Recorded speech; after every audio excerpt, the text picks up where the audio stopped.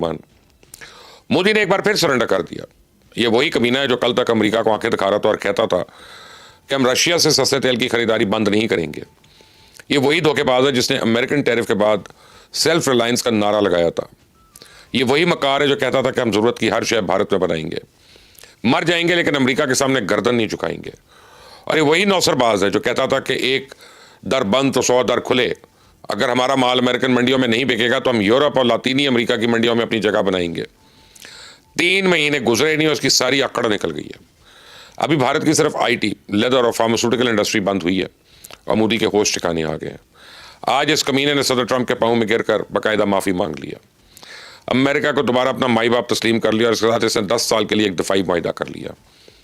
America ने India की सहूलत के लिए ईरान की चाबहार पोर्ट पर लगाई गई पाबंदी को 1 साल के लिए जुज़वी तौर पर मौखर कर दिया। राजनाथ सिंह इस डिफेंस डील की कॉपी कैमरों के सामने ऐसे लहरा रहा है जैसे को बड़ा मार का सर कर लिया। मुझे तो समझ नहीं आ रही कि गोदी मीडिया क्या करेगा, क्योंकि कल तक तो ये न्यूयॉर्क की तरफ मुंह करके मुसलसल कुर्रा रहे थे, भौंक रहे थे और J-35 की जगह राफेल के गुण गा रहे थे।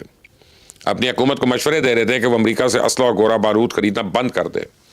मेजर गौरव वारिया और अर्नब गोस्वामी पिछले कई महीने से भारतीय जनता को गैरत के मायने सिखा रहे थे और इनकी गैरत को जगाने की कोशिश कर रहे थे। मुझे नहीं पता इनकी अपनी गैरत अब जागेगी या नहीं, क्योंकि इनका गुरु मोदी बहुत जल्द अमेरिका के साथ F-35 तैयारों की डील करने वाला है। तो पिछले कई महीने से ये लोग अपने टॉक शोज में F-35 तैयारों को नकारा तरीन तैयारा करार देकर मुस्तरद करते आ रहे थे। पता नहीं आप इस डील को ये किस मुंह से कबूल करेंगे।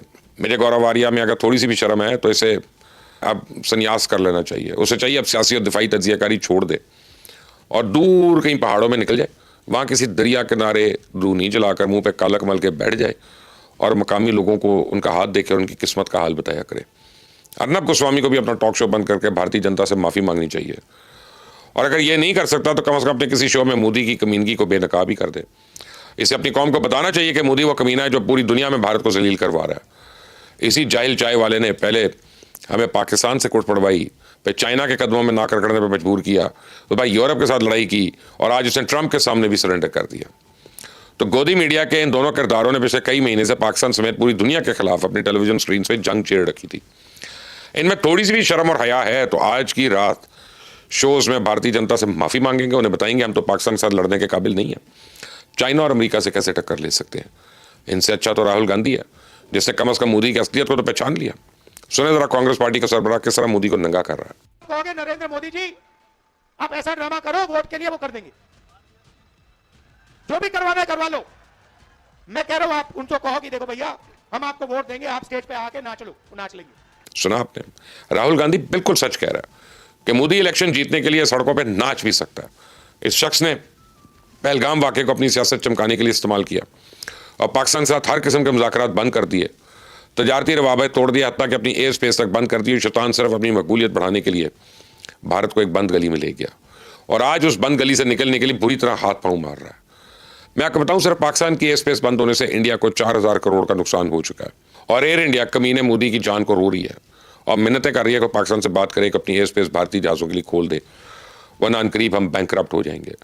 तो भारत में अगर कोई शख्स मेरा ये वीलॉग सुन रहा है, VPN लगा के सुन रहा है, तो अपने मुल्क का कोई भी अखबार उठा के देख ले, उसे पूरा डेटा मिल जाएगा कि मई से लेकर अब तक किस एयरलाइन को कितना खसारा हुआ है। लेकिन अवाम की खुशहाली तो मोदी सरकार की कभी जांची नहीं रही। वो तो आज भी पाकिस्तान पर रात की तारीकी में दावा बोलने की तैयारी कर रहा है। अब तो भारतीय सेना खुद तस्दीक कर रही है कि पूरी तरह तैयार और 1 घंटे के नोटिस से हम पाकिस्तान पर हमला कर सकते हैं। सुने जरा। चाहे वो ऑपरेशनल रेडीनेस प्लेटफॉर्म पर हो या सरफेस टू एयर मिसाइल वाले रेजिमेंट्स स्क्वाड्रन्स हैं, सब 1 घंटे के नोटिस पर तैनात हैं। यानी हम 1 घंटे के नोटिस पर पाकिस्तान के ऊपर ऑफेंसिव कार्रवाइयां कर सकते हैं। मैं आपको बताऊं कि भारत हकीकतन पाकिस्तान पे हमले की तैयारियां कर रहा है और इस वक्त भारत की तीनों मुसल्लह अफवाज ने बैक वक्त 3 मशकें शुरू कर रखी हैं। गुजरात, सरक्रीक और राजस्थान। त्रिशूल नामी मशकें हो रही हैं जिनमें तीनों फोर्सेस के एहलकार शरीक हैं।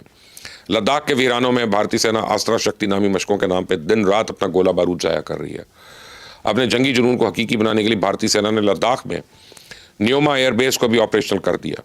इस मशरक में चिकन नेक के आसपास खलीज बंगाल और बहरा अरब में भी भारतीय नेवी के जंगी बेड़े मुसलसल गश्त कर रहे हैं, जबकि इंडियन एयरफोर्स के लड़ाका तैयारों की परवाजें भी दिन रात जारी हैं। इस बेमाना फौजी एक्सरसाइज का मकसद क्या है, मैं आपको भारतीय सेना के आला अफसर की गुफ्तगू सुनवाता हूँ, आपको पता चल जाएगा इनके मज़मून मज़ाहिम क्या है। सुने जरा। क्योंकि न्यू नॉर्मल के मुताबिक कभी भी हमारे देश के अंदर आतंकवादी हमला होगा तो उसको एक लड़ाई का एक्ट माना जाएगा। और आर्मी इसका मतलब है कि हमारे को हमेशा उस लड़ाई के लिए तैयारी रहना है और उसके लिए जवाब देने की कार्रवाई को हमारे को काबिलियत पूरा करना है। इसके अंदर बहुत सी नई टेक्नोलॉजी इक्विपमेंट आई है। आपने सुना, मैं तो पिछले कई रोज से कह रहा हूं कि भारत हमले के लिए किसी फॉल्स फ्लैग ऑपरेशन का इंतजार कर रहा है। भारत ने मशकों के नाम पे अपनी फौज को बॉर्डर पे भिजवाया है, इसीलिए कि इधर कोई दहशतगर्द हमला हो और बगैर किसी तौक़ुफ़ के जंग छेड़ दे। मैं आपको बताऊं कि भारत मकबूजा कश्मीर में LOC के साथ साथ बाकी आबादियों को तबाह करने के लिए खौफनाक साजिश भी कर रहा है। भारतीय सेना सरहदी बॉर्डर के नज़दीक वाक़ हर आबादी पे ऐसा बंकर बना रही है जिसमें सिर्फ एक आदमी छुप सकता है। अब ये 250 से ज़्यादा ऐसे बंकर बना चुकी है, जबकि मजीद की तामीर हो रही है। अब होगा यह कि भारत के बुज़दिल सिपाही उन बंकर्स में छुप के फायर खोलेंगे।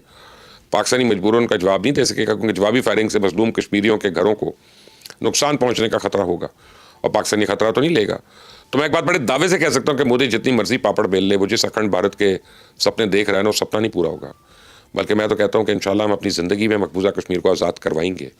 अब भारत के टुकड़े टुकड़े टुकड़े होते देखेंगे। आप ये स्क्रीन पे मनाजर देखें, ये नागालैंड है और अब देखें पूरे मजमे में कोई एक भी तिरंगा नहीं है। ये कोई जलसा नहीं, पर भारत के साथ इनकी नफरत का इजहार है। नागालैंड की आज़ादी की तहरीक इस वक्त जोर पर है और इस तहरीक के बानी ने भारत पर वाज़े कर दिया कि नागालैंड ना तो पहले कभी भारत का हिस्सा था, ना ही मुस्तकबिल में कभी इसका हिस्सा होगा। भारत ने अगर कोई धौंस जमाने की कोशिश की तो इसे खुमियाजा भुगतना होगा। We have understood you, so come what may, we stand our ground. They also said, I repeat it, whether it is today or tomorrow, and in years to come, we stand our ground. We will not come taking our history. खबर यह है कि भारत की तरह इसके इत्तेहादी मुल्क अफगानिस्तान ने भी पाकिस्तान के आगे सरेंडर कर दिया। इस्तांबुल में इब्तदाई तौर पर एक अबूरी मुआहिदा तय पाया और इस मुआहिदे के मुताबिक सीज़ फायर में तोसी कर दी गई, जबकि अफगानिस्तान ने बॉर्डर मैनेजमेंट और दरअंदाजी रोकने के लिए निगरानी का निज़ाम वज़ा करने की हामी भर दी है। तो मेरे ख्याल में पाकिस्तान को किसी सूरत आस्तीन के इंसाफों पर भरोसा तो नहीं करना चाहिए। ये सीज़ फायर में तोसी करवा के सिर्फ वक्त हासिल करना चाहते हैं ताकि एक बार कोई नया शैतानी वार करें। इनकी बदयांती का अंदाज़ा आप इससे लगाएं कि भारतीय इंजीनियर्स और पायलट्स की एक टीम इस वक्त भी काबुल में मौजूद है, जो पुराने रशियन तैयारे और नाकारा अमेरिकन हेलीकॉप्टर्स को इनके लिए मुरम्मत करने की कोशिश कर रही है। खबर यह है कि पाकिस्तान ने दहशतगर्दी के खिलाफ जंग में एक और बड़ा शिकार कर लिया। कल अदम TTP ने भी कारी अमजद उर्फ मुल्ला मुजाहिमत की हलाकत की तस्दीक कर दी है और ये TTP का नायब सरबराह था और बताया जाता है कि अफगान तालिबान के सुप्रीम लीडर मुल्ला हैबतुल्लाह खुनज़ादा से उसकी रिश्तेदारी भी थी। यह दरिंदा अरसा दराज से अफगानिस्तान में मुकीम था, लेकिन पिछले दिनों जो ही ये बाजोड़ में दाखिल हुआ तो हमारी सिक्योरिटी फोर्सेज ने इसको उसके साथियों समेत जहन्नुम पहुँचा दिया। नूर वली महसूद पहले ही जख्मों से चूर छुपता फिर रहा है और मैं आपको बताऊं, ये जिस बिल में भी छुपेगा हमारे जवान उसको ढूंढ निकालेंगे। बाजोड़ से लेकर चमन तक अब दहशतगर्दों के सहूलतकारों के खिलाफ भी ग्रैंड ऑपरेशन होगा और हो चुका है। क्वेटा और गर्दोदवा में आज इंटरनेट इसीलिए बंद है।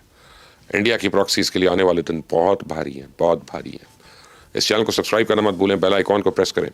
अल्लाह हाफिज़।